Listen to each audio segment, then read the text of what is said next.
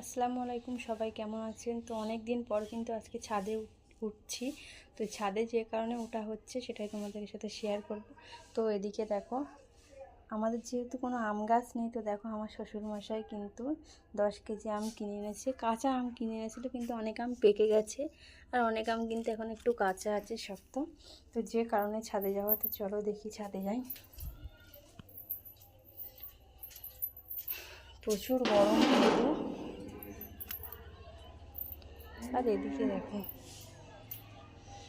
ছাদে যে ড্রাগন গাছগুলো লাগিয়েছিলাম, 1 বছর হচ্ছে ড্রাগন গাছগুলো ছাদে লাগিয়েছিলাম।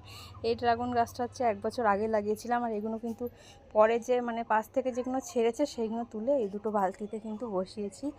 এই বালতিটা একদম পুরো নতুন বসানো হয়েছে। আর আপনাদের কার কার বাড়িতে ড্রাগন গাছ আছে কিন্তু অবশ্যই কমেন্ট করে জানাবে।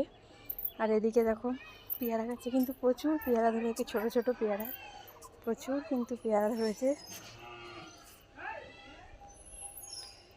প্রচুর গরম ছাদে, তো এক্ষুনি নিচে নেমে যাবো। তো ভিডিওটা যদি ভালো লাগে তাহলে অবশ্যই কিন্তু লাইক, কমেন্ট, শেয়ার করো।